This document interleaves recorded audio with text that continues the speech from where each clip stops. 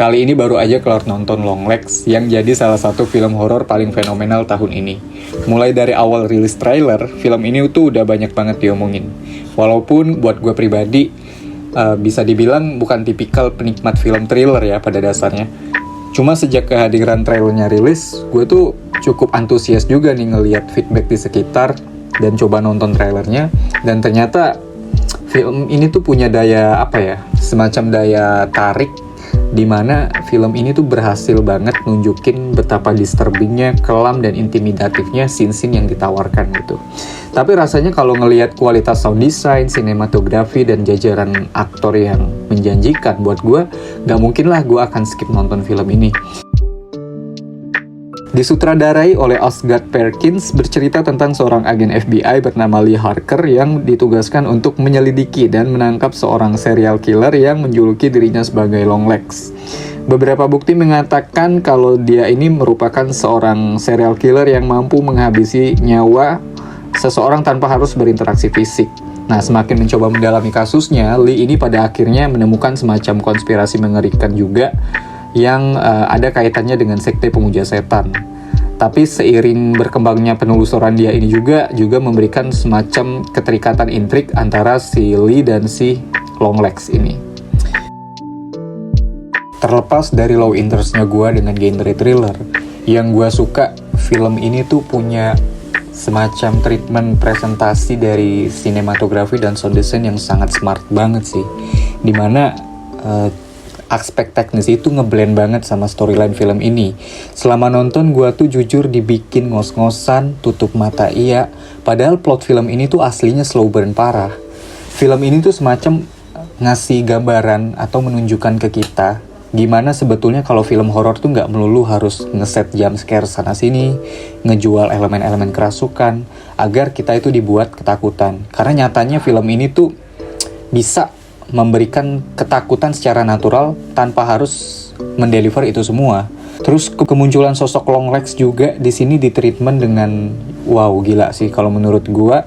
Setelah nonton kalian bisa lihat kan, dia ini tuh dari awal nggak yang disembunyiin, nggak yang dibuat misterius.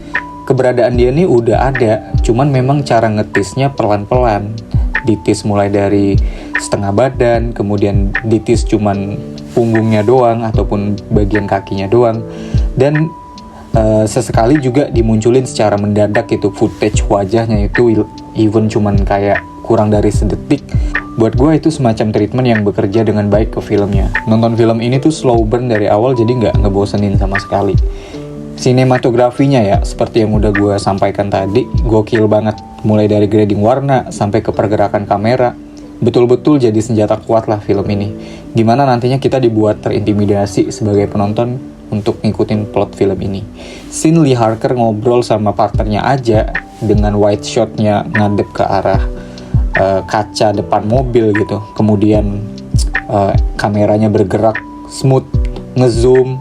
Itu berhasil bikin suasananya nggak nyaman. Kayak ini bakal ada apa nih?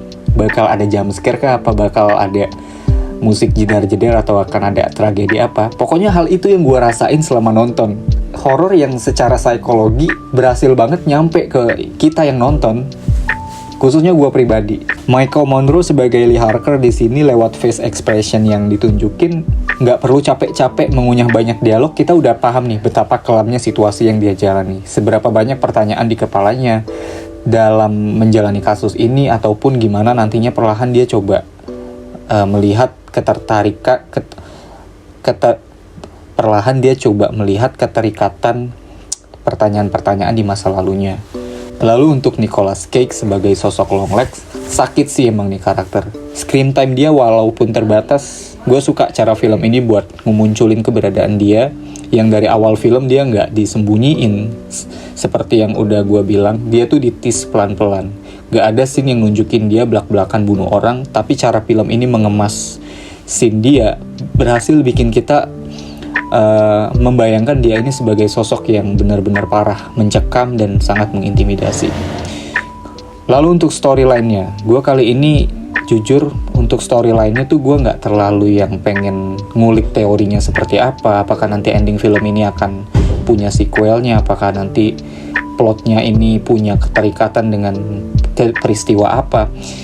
Yang jelas nonton film ini gue lebih menikmati bagaimana aspek teknisnya berjalan. Dan selama nonton gue cukup terhibur dan ngerasa ini film memang beda sih kelasnya dengan horor-horor lain. Oke, segitu dulu review gue kali ini. Kalau kalian udah nonton, menurut kalian filmnya gimana? Tulis di kolom komentar kalau kalian punya pandangan lain. Like video ini kalau kalian suka. Dan subscribe channel ini kalau kalian nggak mau ketinggalan update-update review di sini. Follow juga akun sosial media Movie Channel, karena nanti kedepannya gue akan mulai konsisten upload berita-berita seputar industri film secara global di sana. Thanks for watching, see you in the next review.